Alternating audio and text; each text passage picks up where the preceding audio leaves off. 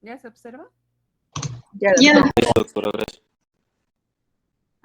¿Dónde nos quedamos antes de que se cortara la transmisión?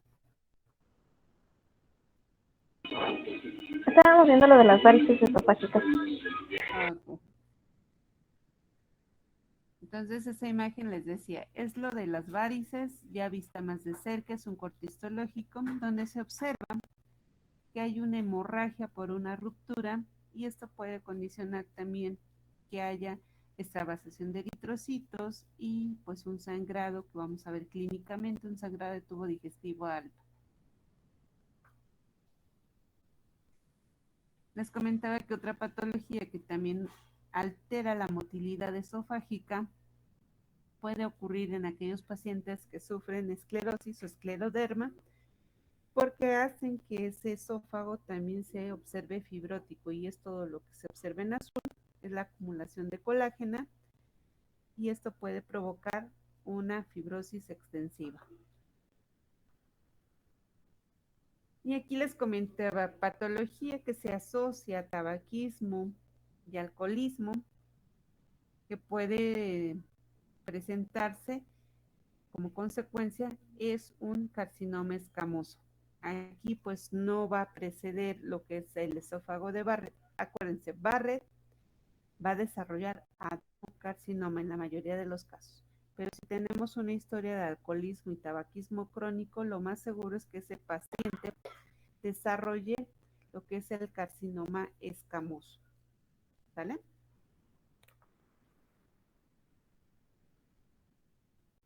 ¿Y cómo se van a observar los carcinomas? A ver, Nancy, describe esta imagen, la que está señalando la flechita. En el centro ya vemos una zona eritematosa, se ve, ya no se ve planito la superficie, se ve como si estuviera una zona de hundimiento. Podría decir que también ya hay cambio de epitelio. Exactamente, entonces ahí vemos una zona irregular, ulcerada. Muchas gracias, Nancy.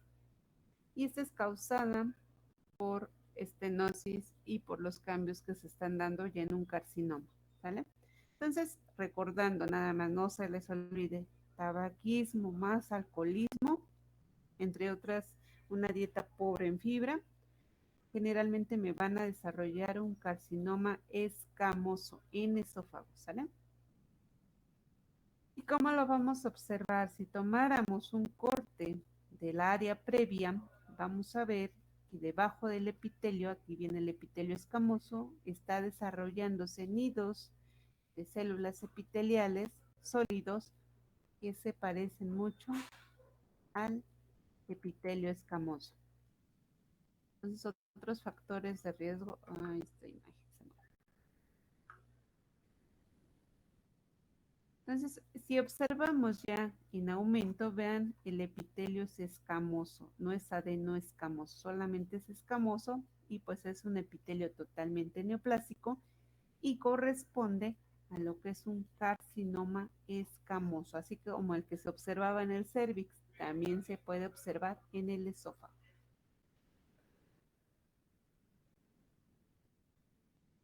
Ahora bien, vean el estómago, esta es su apariencia normal, aquí se ve bien delimitado lo que es el epitelio esofágico y aquí el estómago con sus foviolas, sus partes, lo que es el fondo, el antro, la curvatura mayor, ¿sale?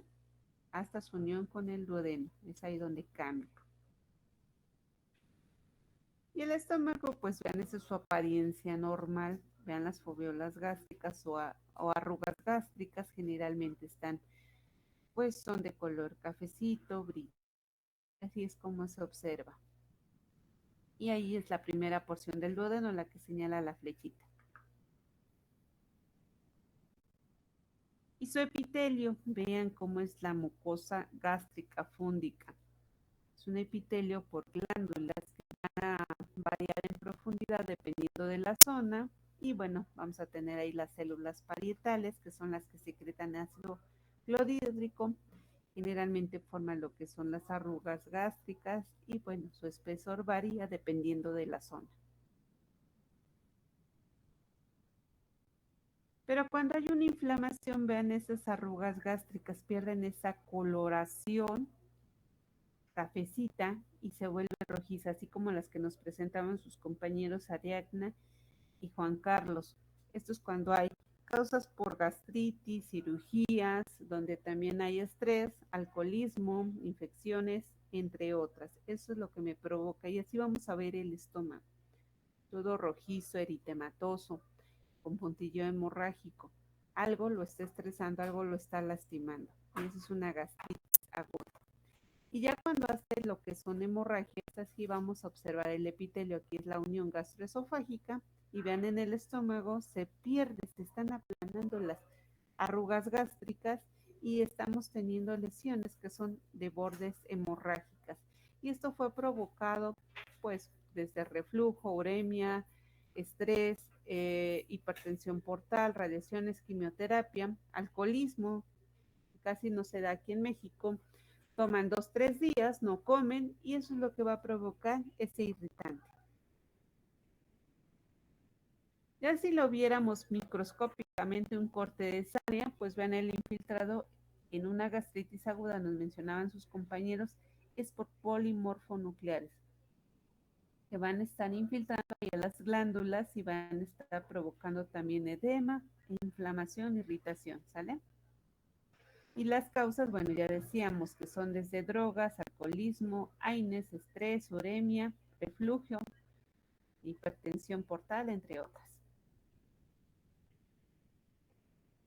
Y ya aquí, bueno, ya vemos esta zona que corresponde a una úlcera gástrica. Generalmente son bordes irregulares, están ligeramente deprimidas y pues se observan así en diversas partes. Dice que se parecen mucho a las que se observan en el duodeno. Aquí si las viéramos en endoscopia, bordes irregulares con fibrina. Esto corresponde a una úlcera gástrica. Su diagnóstico diferencial pues debe ser un adenocarcinoma. Entonces aquí otra úlcera, vean las foveolas gástricas, aunque la imagen no es muy nítida, pero ahí nos tratan de mostrar otra úlcera. Entonces aquí pues las úlceras están excavadas, pero aquí el diagnóstico diferencial nos debe de obligar a biopsiar esta zona, sobre todo los endoscopistas, para que se descarte un adenocarcinoma. Ya vieron con sus compañeros que se parecen mucho las imágenes.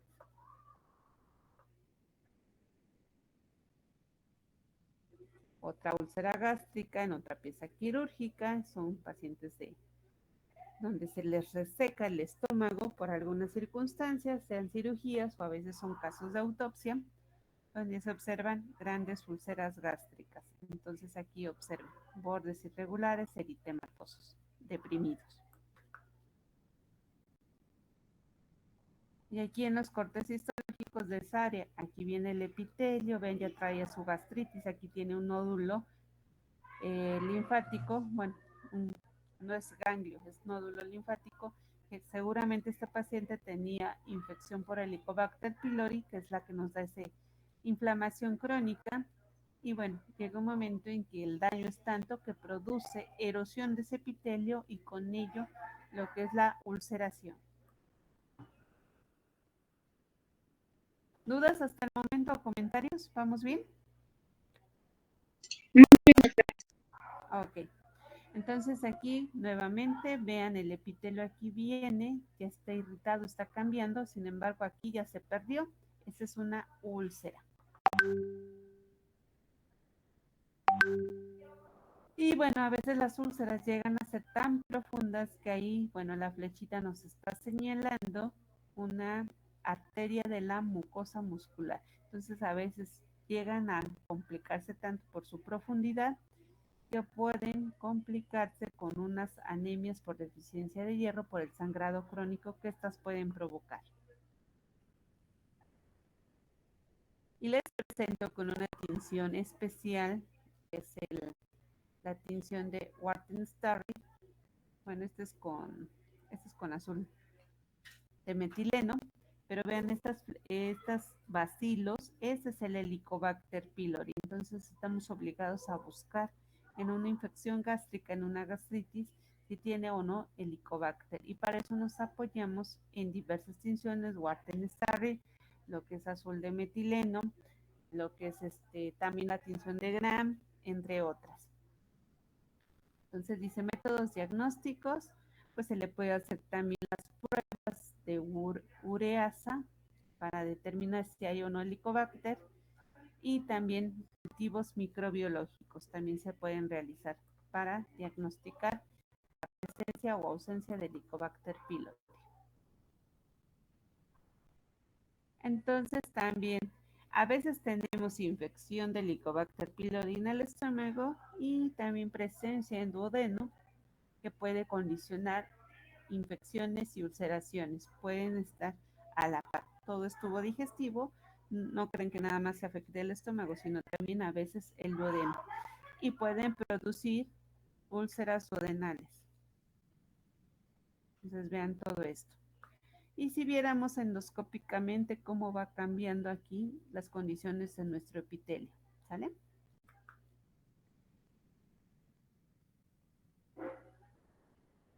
En ocasiones también la gastritis se puede asociar a una anemia perniciosa por déficit de ácido fólico. Esto es porque se están dañando las células parietales y pues ellas, pues también al dañarse las células parietales por anticuerpos, también se disminuye lo que es la absorción intrínseca del ácido fólico. Entonces nos condiciona consecuentemente esa gastritis y una atrofia.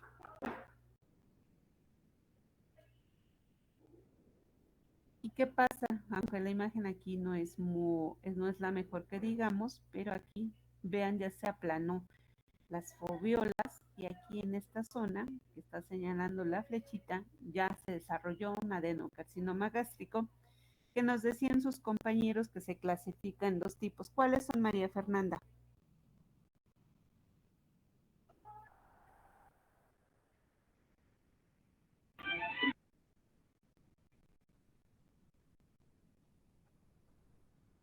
¿Está María Fernanda? ¿Ya me escucha? Ya. Perdón, doctora, es que no la escuché bien. Es que se me está grabando un poquito el internet. Decíamos que cuáles son los dos tipos de adenocarcinoma gástrico.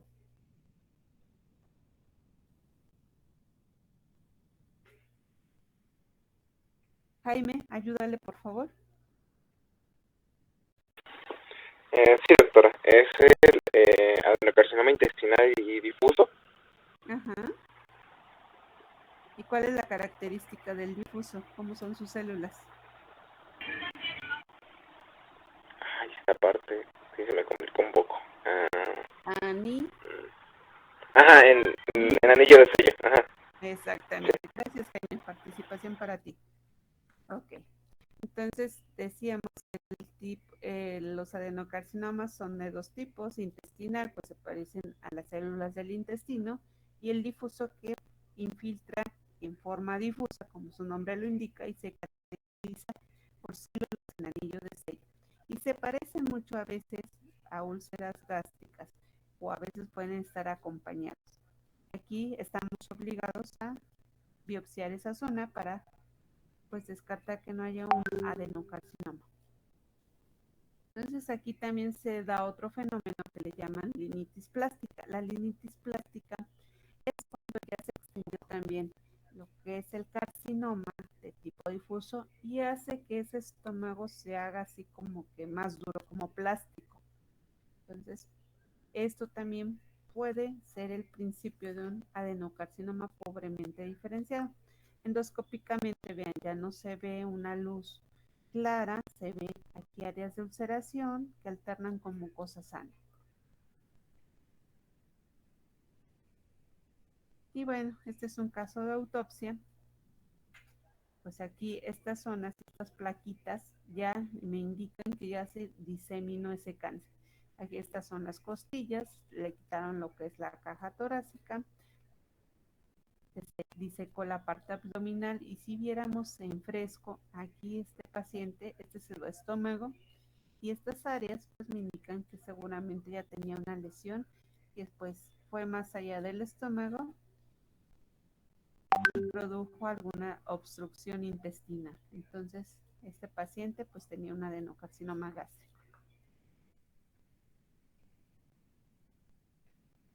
Y ya en esos cortes, si seccionáramos ahí una parte de ese estómago, de ese esófago, vean, aquí es parte del esófago, el epitelio me lo indica, porque es escamoso no estratificado. Por debajo de este, vean los nidos de células neoplásicas. Este es un adenocarcinoma gástrico que se está extendiendo hacia el esófago.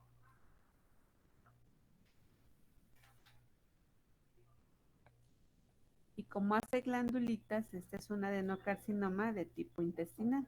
Ya si lo observamos, pues tiene mitosis, tiene áreas de hipercromasia, pero está haciendo formaciones glandulares.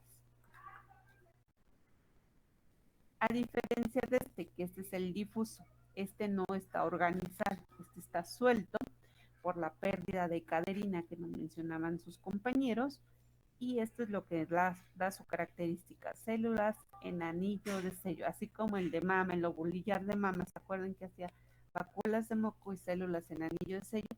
Así también hace este tipo de carcinoma, es poco diferenciado, de ahí sus características. Si se parece a las glándulas o al tejido que le da origen, se llama bien diferenciado. Moderadamente diferenciado porque intenta parecerse, y como este no se parece a nada, pues le llaman poco diferenciado, es infiltrativo y son células en anillo de sello de tamaño variable. Esta, por ejemplo, es una, aquí observamos una, otra más, y pues su infiltración es difusa.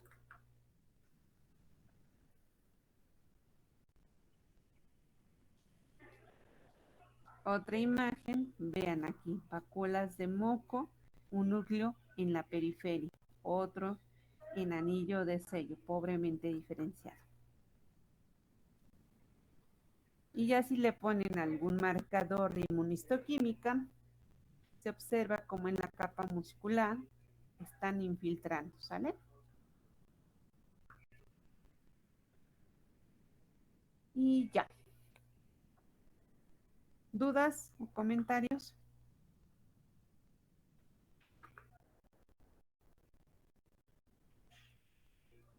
Listo, maestra.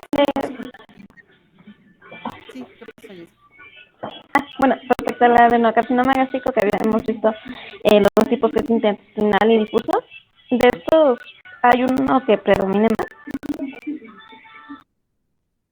Depende de la población. Por ejemplo, en Chile se da más el tipo intestinal, según se ha visto, pero en los asiáticos, que son los que más estudiados lo tienen, en Japón, ha predominado más el tipo difuso.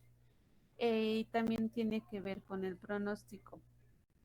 ¿Cuál les va peor? El difuso, ¿vale? Se disemina más rápido. Y ya vimos que su forma de infiltración es diferente. En uno se localiza, es decir, afecta solamente una región, y en el otro hacia la ladinitis plástica, en todo el estómago, así como que en partes. Entonces su pronóstico es diferente. Y también les digo, depende de la población y los factores de riesgo asociados. Aquí en Latinoamérica el que más ha estudiado ese cáncer es el país de Chile, y en Medio Oriente es Japón. Entonces Japón es uno de los primeros países que, por su alto consumo de ahumados, pescado crudo, pues historias de radiaciones, la bomba de Hiroshima y Nagasaki, tienen bien estudiado lo que es carcinoma de tiroides, que les afecta también desde el nacimiento inclusive, y el carcinoma gástrico. Entonces su tipo de dieta también se ve afectada. Ellos consumen también muchos nitratos, que es otro factor de riesgo asociado. Muy bien, continuamos con parte de la presentación. De nada, Jessica.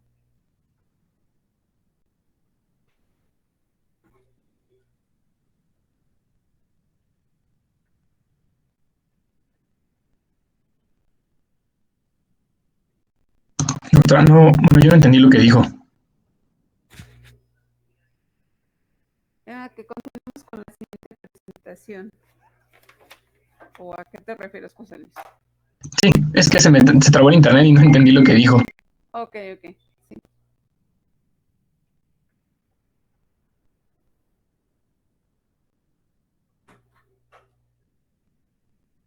Sí, vamos a ver nada más linfoma y ya mañana, el miércoles, revisamos el tumor del GIS, el estroma gastrointestinal.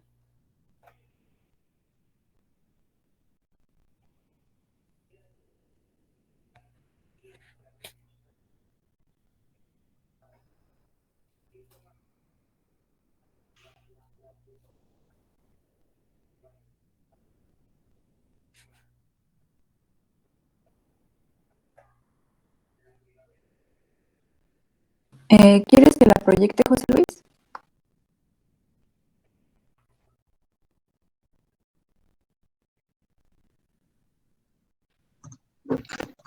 ¿Ya se ve? Ya, José Luis. Ok. Bueno, buenos días, profesor y compañeros. Mi compañera Fernanda Medina y yo, José Luis Pérez Cepeda, les vamos a presentar el tema de linfomas y tumores del estroma gastrointestinal.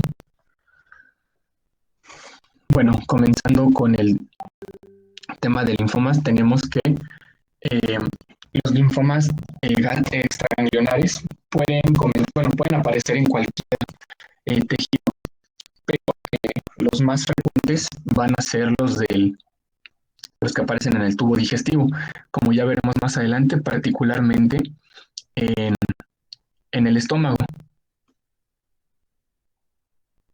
Ahora, el 5% de todos estos procesos malignos en el estómago van a ser linfomas primarios, específicamente por linfocitos B extraganglionares de la zona marginal e indolentes. Su etiología, bueno, aparece que aún se desconoce, pero se ve que está altamente relacionado por una infección con Helicobacter pylori. Como veremos ahorita, la mayoría de los linfomas, aproximadamente el 90% de estos son linfomas tipo MALT. Los linfomas de tipo MALT pueden afectar a diversos órganos del cuerpo humano, pero como ya mencioné, en este caso la zona más afectada es el estómago. Bueno, como sabemos, el término MALT es un acrónimo que refiere, bueno, o que significa tejido linfoide asociado a mucosas. Estos linfomas pueden estar constituidos por dos tipos de células, ya sea de tipo B o de tipo T. En general, los linfomas de tipo B son más benignos que los de tipo T. De hecho, bueno, los linfomas MALT generalmente son de bajo grado, es decir, pues poco malignos, aunque no están exentos de progresar a linfomas de alto grado o linfomas pues malignos. Como ya vimos, el tumor de estómago más frecuente es el adenocarcinoma en un 95% de los casos. Y los linfomas gástricos, el de tipo MALT va a ser el más frecuente. Ahora, como les mencionaba, en las zonas de aparición, la más común va a ser el estómago, en un 55 a 60% de todos los casos. Después va a estar el intestino delgado, constituyendo de un 25 a un 30%. Después se encuentra el colon proximal, del 10 al 15%, y finalmente el colon distal, que es del 10%.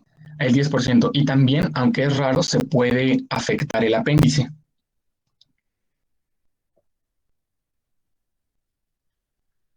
Ahora, en su patogenia, tenemos que los linfomas extraganglionares de linfocitos B de la zona marginal van a aparecer en lugares de inflamación crónica. Estos se van a asociar a tres translocaciones, las cuales son N11 y 18, ambas en el brazo 20, perdón, se me fue.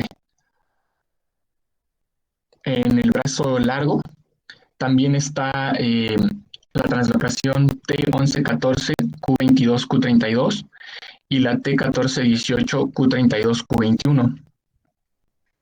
La translocación T1118 Q21 combina el gen 2 inhibidor de la apoptosis en el cromosoma 11. En estas tres translocaciones, lo que se va a provocar es la activación constitutiva del factor NF-κB, que es un factor de transcripción que va a favorecer el crecimiento y la supervivencia de los linfocitos B. Después, ¿qué va a suceder?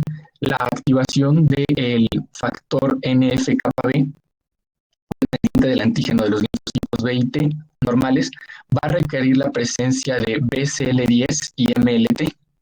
Estos van a actuar juntos en una ruta descendente de receptores de antígenos, tanto para linfocitos B como T. Es así que los maltomas, o bueno, esta patología producida por tejido linfoide MALT, que carecen de estas translocaciones, van a causar una inflamación la inflamación causada por el Helicobacter pylori en los pacientes que tienen maltomas que no están asociados a estas translocaciones, van a causar inflamación crónica. Se ha visto que la eliminación de este estímulo podría explicar la respuesta de estos tumores a la erradicación del Helicobacter pylori, que como vamos a ver más adelante, pues es el tratamiento para estos linfomas. Ahora, en la morfología tenemos que, ya cuando se realiza el estudio patológico, tenemos un infiltrado linfocítico denso en la lámina propia. También estos linfocitos típicamente van a infiltrar focalmente a las células de las glándulas gástricas para crear las lesiones típicas, que son las lesiones linfoepiteliales diagnósticas, que son las que podemos ver en la imagen. En el cuadro clínico, realmente pues, no es muy característico, a pesar de que se menciona que los dos principales síntomas que tienen los pacientes con este linfoma son dispepsia y dolor gástrico, y que también pueden presentar hematemesis, melena y pérdida de peso. Se ha visto que pues, son síntomas no muy específicos, que también pueden estar presentes en otras patologías gástricas. Es por eso que la clínica se menciona que pues, no es tan específica y para el diagnóstico se requieren estudios complementarios, estudios de imagen. Ahora, para clasificar su extensión, tenemos la clasificación de Ann Arbor. Aquí tenemos 4 estadios. En el estadio 1 solo se ve afectado al estómago. Aquí se respetan los ganglios linfáticos. A su vez, el estadio 1 se divide en 1-1, donde está limitado a mucosa y submucosa, que son las capas más superficiales del estómago, y el 1-2, que ya es cuando invade las capas más profundas del estómago. Después está el estadio número 2. Aquí ya va a haber afectación de los ganglios linfáticos del mismo lado del diafragma en que se encuentra el estómago. Finalmente, en el estadio 3, va a estar afectado los ganglios linfáticos a ambos lados del diafragma. Y en el 4, o el más grave, es cuando el linfoma ya está diseminado por todo el organismo. Ahora, como les mencionaba, en el diagnóstico, al ser la clínica no tan específica o al poderse confundir con otras patologías como por ejemplo gastritis crónica, necesitamos ayudarnos de estudios. El principal estudio que nos va a ayudar va a ser la endoscopía, porque ahí vamos a poder ver de manera específica las lesiones asociadas a la mucosa. También, al ser un linfoma que se asocia en el 90% de los casos a Helicobacter pylori, es aconsejable se tienen que hacer técnicas especiales como inmunohistoquímica. También se ha descrito que para ver la asociación de Helicobacter pylori se pueden hacer pruebas de aliento para ver si está asociado el linfoma a este agente infeccioso o no. Y bueno, en el tratamiento tenemos que la principal curación de este tipo de linfoma va a ser la erradicación del Helicobacter pylori. Aunque se ha visto que las terapias que existen actualmente, que son las que podemos ver en la diapositiva, que es una terapia triple estándar, que está constituido por está constituida por inhibidores de la bomba de protones y de 2 a 3 antibióticos que normalmente son amoxicilina, claritromicina y nidazol o metronidazol. Terapia cuádruple. Y hay muchos estudios donde se ve que estos tratamientos ya no son tan efectivos a pesar de que siguen siendo los de primera línea. La recuperación de los pacientes no va a más del 80%, lo cual pues mencionan varios artículos que no se considera ya tratamientos no tan viables, pero pues son actualmente los únicos que existen. Ahora, finalmente en el pronóstico o seguimiento, bueno, tenemos que la mayoría de los maltomas, como mencioné, pues no tienen una progresión mala, ¿no? La mayoría al erradicar de manera temprana, si está asociada al Helicobacter pylori y el linfoma, pues los pacientes tienen una buena curación, o bueno, tienen un buen seguimiento. Pero sí hay que estarlos revisando, hay que hacerles revisiones periódicas por endoscopía para checar cómo van esas lesiones. Si no se ha confirmado la curación del tumor de manera endoscópica al estudio histopatológico al cabo de un año, ya se debería de considerar en estos pacientes un tratamiento oncológico por la progresión que hubiese podido haber o por la progresión que puede estar teniendo esto a una patología maligna. También algunos autores en algunos artículos consideran que ya a partir de los 5 años que se ha hecho un chequeo de estos pacientes anualmente y no han ya demostrado progresión de la lesión porque ya se aparece la zona sana, ya no es necesario realizar más gastroscopías de control, es decir, ya como tal se les da de alta a los pacientes.